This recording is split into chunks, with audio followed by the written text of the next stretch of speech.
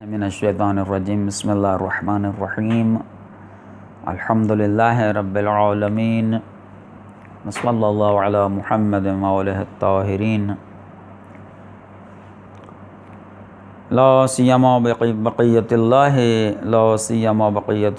فی الارضین اللہم عجل ولیک الفرج والعافیت والناصر وزین الارض بطول بقائه وجعلنا من اعوانه وانصاره وشیعته.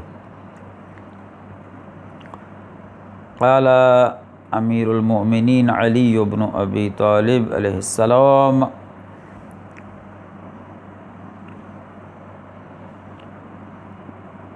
ونورا لیس معه ظلمہ ودواء لیس بعدہ داء.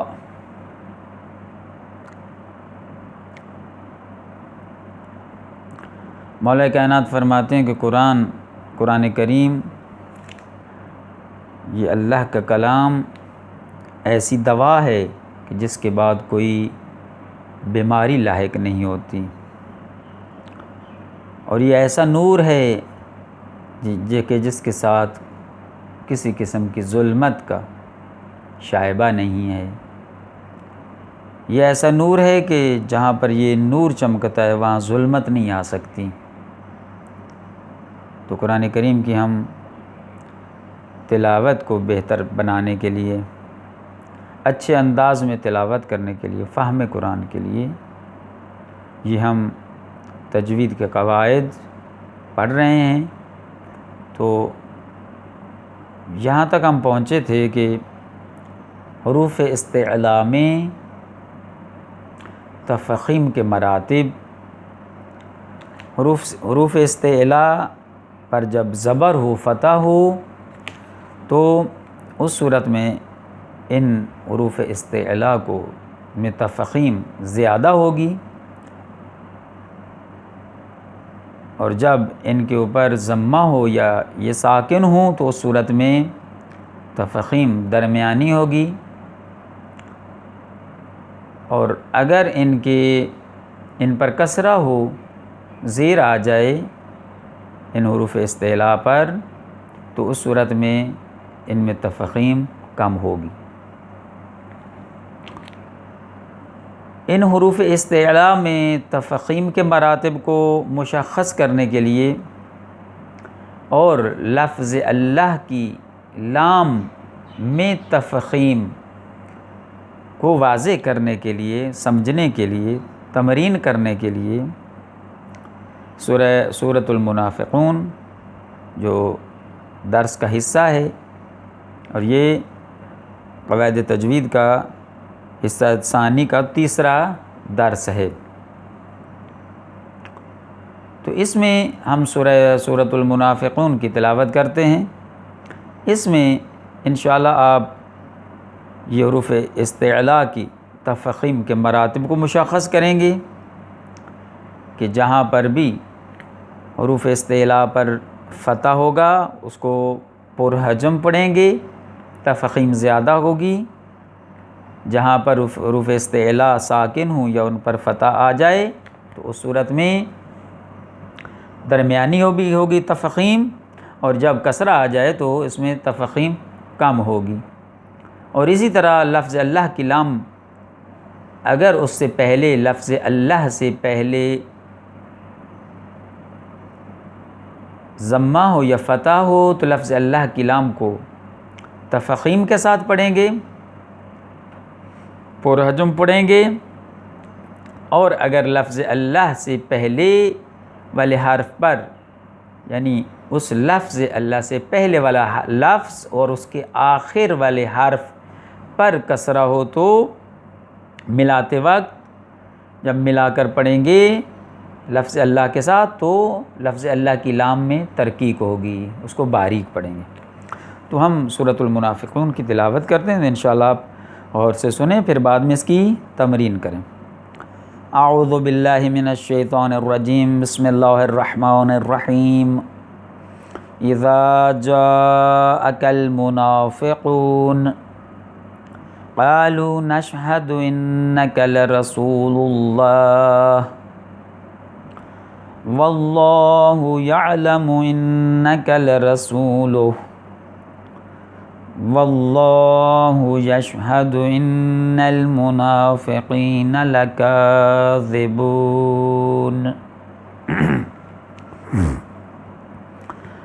اتخذوا أيمانهم جنة فصدوا عن سبيل الله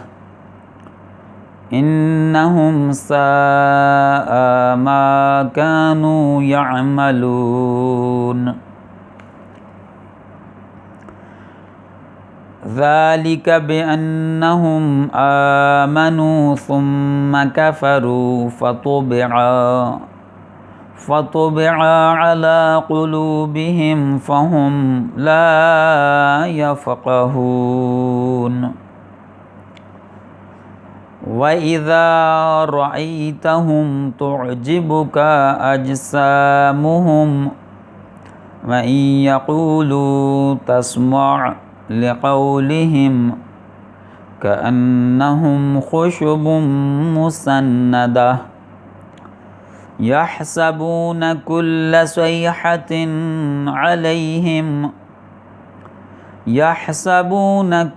صيحة عليهم هم العدو فاحذرهم قاتلهم الله أنى يؤفكون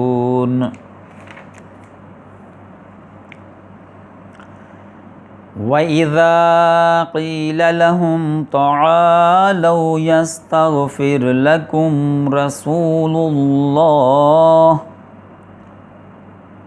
لَوَّوْا رُءُوسَهُمْ وَرَأَيْتَهُمْ يَصُدُّونَ وَهُمْ مُسْتَكْبِرُونَ سواء عليهم استغفرت لهم أم لم تستغفر لهم لن يغفر الله لهم إن الله لا يهدي القوم الفاسقين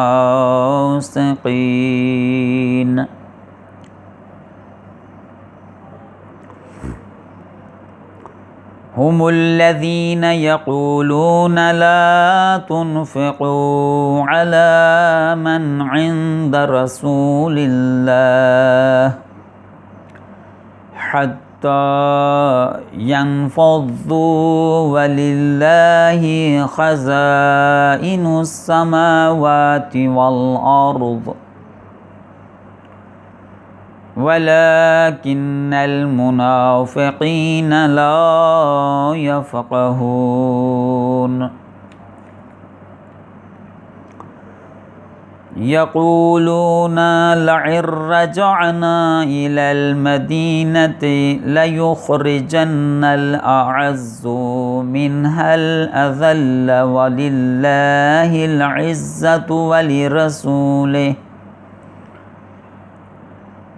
ولله العزة ولرسوله وللمؤمنين ولكن المنافقين لا يعلمون يا أيها الذين آمنوا لا تلهكم أموالكم ولا أولادكم عن ذكر الله ومن يفعل ذلك فأولئك هم الخاسرون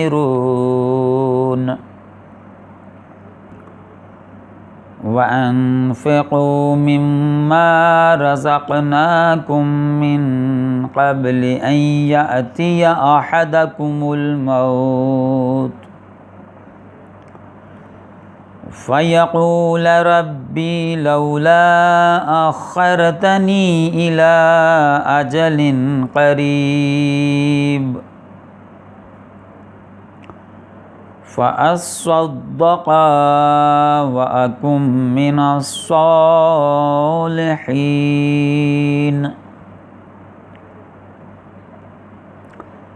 ولن يؤخر الله نفسا إذا جاء أجلها واللہ خبیر بما تعملون۔ یہ سورۃ المنافقون، اس کی طلاب عزیز اچھی طرح تمرین کریں، مشق کریں۔ اس میں جو قانون بیان کیے گئے ہیں اور جن قوانین کی طرف، تجوید کے قانون کی طرف اشارہ کیا گیا ہے کہ حروف استعلاء اور لفظ اللہ کی لام کے بارے میں جو بیان کیا گیا، اس کی اچھے انداز میں تمرین کریں۔ تمرین بہت ضروری ہے۔ اگرچہ قانون کم ہے کہ تفخیم کے 3 مرتبے ہیں اور لفظ اللہ کی لام میں تفخیم اور ترقیق ہے، لیکن یہ سورہ منافقون میں اس 3 مراتب کو بھی مشخص کریں، اور لفظ اللہ کی لام میں 2 سورہ میں تفخیم ہوگی اور ایک صورت میں ترقیق ہوگی۔ تفخیم جب اس سے لفظ اللہ سے پہلے ضمہ ہو یا فتح، اور جب لفظ اللہ سے پہلے کسرہ ہو تو اس میں ترقیق ہوگی۔ اس کے بعد ہم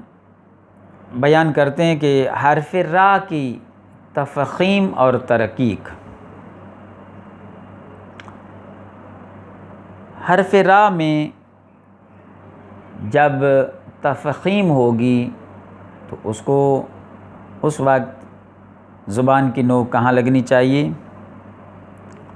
اور ترقیق جب باریک پڑھ رہے ہیں اس کو بالکل باریک، اس وقت زبان کی نوک کہاں لگنی چاہیے، کیونکہ یہ بھی جاننا ضروری ہے۔ تو بیان کرتے ہیں کہ حرف را کی تفخیم کے وقت زبان کی نوک اوپر کی طرف، اور ترقیق کے وقت جب اس کو باریک پڑھنا ہے تو اس صورت میں زبان کی نوک نیچے کی طرف مائل ہونی چاہیے، نیچے کی طرف مائل ہوتی ہے اور اسی طرح اس کو ادا کرنا چاہیے۔ حرف را کی تفخیم کے موارد، ان میں سے پہلا مورد یہ ہے، پہلا مقام یہ ہے کہ حرف را مفتوح ہو، خود اس کے اوپر زبر ہو، اور مضموم ہو یعنی اس کے اوپر پیش ہو۔ حرف را پر زبر اور پیش اگر آ جائے تو اس صورت میں اس کو موٹا پڑھیں گے، تفخیم ہوگی اس میں۔ اور اگر را کے نیچے کسرہ ہے یعنی اس کے اوپر زبر ہے، زیر ہے یعنی کسرہ ہے، مکسور ہے وہ را، تو اس صورت میں اس میں ترقیق ہوگی، باریک پڑھا جائے گا اس کو۔ اس کی مثالیں چند الفاظ انہوں نے ذکر کیے ہیں، مثلا رادفہ، قدیرہ، اب را میں تفخیم ہے، دونوں کے اوپر زبر ہے۔ مرہ، مرورن، خراصون، بشرن، تذرو، تبرج، روح، یخرون، غفور۔ اب یہاں پر ان جو جتنی مثالیں جو بیان کی گئی ہیں، ان میں را کے اوپر زبر ہے، اور جہاں جہاں پر جن الفاظ میں را کے اوپر پیش ہے تو ان 2 صورتوں میں را کو موٹا پڑھیں گے، اس میں تفخیم ہوگی، اور جہاں پر را مکسور ہوگی اس میں ترقیق اور اس کو باریک پڑھا جائے گا، جیسے رزقاً، نذرن، سریعن، برزت، برزت، ذکرن، ذکرن، انذر، انذر الناس، یہ را مکسور ہے، تو اس صورت میں ان الفاظ میں، اور اس کے علاوہ دیگر اور بھی بہت سے الفاظ جہاں بھی انسان تلاوت کرتے وقت اس کی طرف توجہ کرے، جہاں بھی را مکسور ہوگی وہاں اس کو باریک پڑھیں گے، اور جہاں پر را کے اوپر زبر ہو یا پیش ہو تو اس کو موٹا پڑھیں گے، جس طرح الرحمن، الرحیم، الرحیم، اب را کے اوپر زبر ہے تو اس کو موٹا پڑھیں گے۔ دوسرا مقام یہ ہے کہ را ساکن ما قبل متحرک ہو، را خود ساکن ہے، اس سے پہلے والے حرف پر، خود ساکن اس سے پہلے والے حرف پر زبر ہو یا پیش ہو، تو اس صورت میں بھی اس کو موٹا پڑھیں گے، تفخیم ہوگی را میں۔ اس کی مثالیں چند پیش کر رہے ہیں، مرعا بحرب، اب حر را ساکن ہے، حا کے اوپر زبر ہے، مرعا میں را ساکن میم کے اوپر زبر ہے، بشرنا کا اب را ساکن شین کے اوپر زبر ہے، نہر اب را ساکن ہا اس سے پہلے، ارسلا اب را ساکن اس سے پہلے پیش ہے، فہجر جیم کے اوپر پیش ہے، را ساکن ہے، یطہرنا اب را ساکن ہا کے اوپر پیش ہے، بالعروہ، بالعروہ اب بالعروہ میں را ساکن عین کے اوپر پیش ہے تو اس کو موٹا پڑھیں گے، حمر، یہ الفاظ ہیں کہ ان میں